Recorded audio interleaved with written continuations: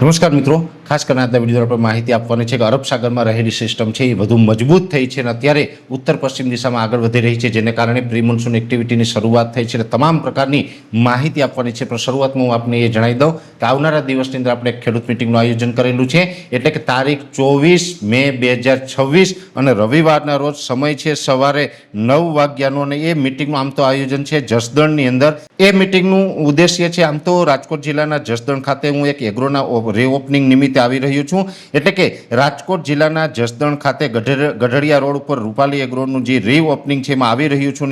મિટિંગનું સ્થળ છે લાતી plot, main road, શેફીભાઈની વાડી, પ્રસંગ પાર્ટી લોન્જમાં રાખેલું છે. તો આ ખેડૂત મિટિંગની અંદર દરેક ભાઈઓએ પધારવા માટે મારું ભાવભર્યું આમંત્રણ છે.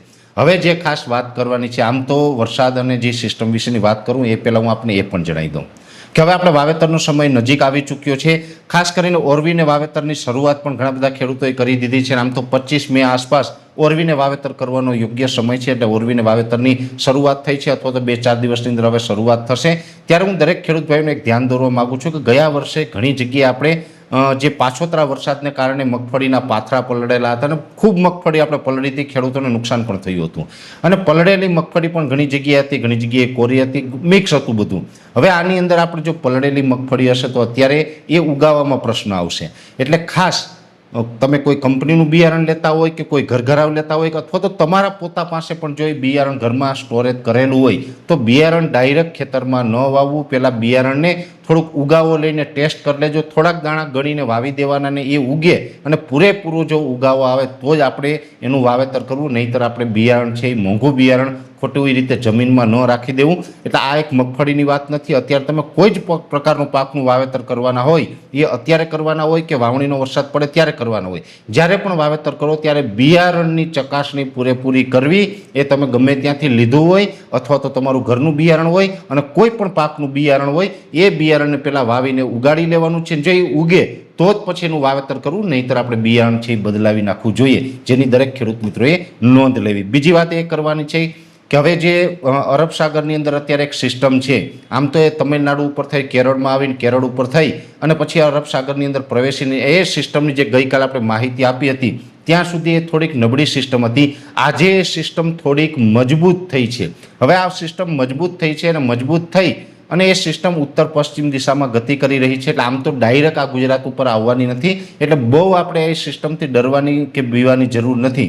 પણ એક ચોક્કસથી છે કે એ સિસ્ટમને કારણે રાજ્યની અંદર પ્રી મોન્સૂન એક્ટિવિટીની શરૂઆત થઈ ગઈ છે. આમ તો અમે ઘણા સમયથી આપને માહિતી આપતા હતા કે 20 તારીખ આસપાસથી પ્રી મોન્સૂન એક્ટિવિટીની શરૂઆત થશે.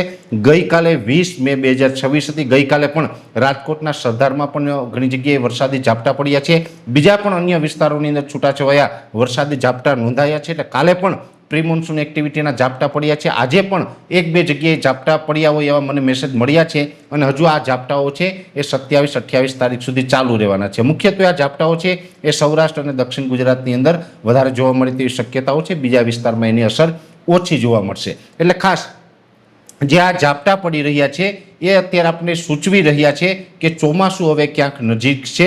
એટલે લગભગ અત્યારે એવું લાગી રહ્યું છે કે જે દર વર્ષે આપણે 1 જૂને કેરળની અંદર ચોમાસાનો પ્રવેશ થતો હોય, આ વર્ષે લગભગ 26 અથવા તો 27 મેના રોજ એ નૈઋત્યનું ચોમાસું છે એ કેરળની અંદર પ્રવેશ કરી જશે. એટલે ચોમાસું છે એ સક્રિય છે, મજબૂત છે અને ચોમાસું આગળ વધી રહ્યું છે. અત્યારે લગભગ કહી શકાય કે શ્રીલંકાના 80 થી 90% વિસ્તારને કવર કરી લીધા છે. ગઈકાલ સુધી ચોમાસું ઝડપથી આગળ ચાલતું હતું. આજની તારીખે એની પ્રગતિ થોડીક ઓછી રહી છે, થોડુંક ધીમી ગતિએ ચાલ્યું છે. છતાં પણ છેલ્લા 24 કલાકની અંદર ચોમાસું છે એ થોડુંક આગળ ચોક્કસથી વધ્યું છે, પણ હજુ શ્રીલંકાના ભાગોને સંપૂર્ણપણે કવર નથી કર્યા. આવનારા દિવસની અંદર આ ચોમાસામાં વધુ વેગ મળશે, કેમ કે અત્યારે જે અરબ સાગરની અંદર સિસ્ટમ છે ને એ ઉત્તર પશ્ચિમ દિશામાં થોડીક આગળ વધારે નીકળશે. એ પછી આ ચોમાસું ઝડપથી પાછું આગળ વધે તેવી શક્યતાઓ છે. એટલે ખાસ કરીને પ્રી મોન્સૂન એક્ટિવિટીની શરૂઆત થઈ ગઈ છે. પણ એક નોંધ એ રાખવાની છે કે આ પ્રી મોન્સૂન એક્ટિવિટી હશે એ છૂટાછવાયા અને સામાન્ય હશે. આમાં ક્યાંય વાવણી લાયક વરસાદ થાય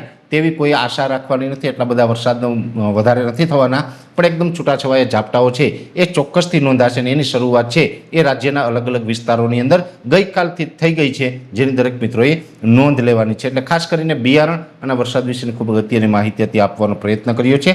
વિશેષ માહિતી છે નેક્સ્ટ વિડીયોમાં આપવામાં આવશે. અત્યારે આ વિડીયોની અંદર એટલું જ. અંતમાં દરેક મિત્રોને વિનંતી રહેશે વિડીયોને લાઈક આપીને દરેક ગ્રુપમાં શેર કરી દેવો. જો તમે અમને યુટ્યુબ ઉપર જોઈ રહ્યા હોય તો ચેનલને સબસ્ક્રાઇબ કરજો, સાથે ફેસબુક તથા ઇન્સ્ટાગ્રામ આઈડીને ફોલો કરજો. નમસ્કાર.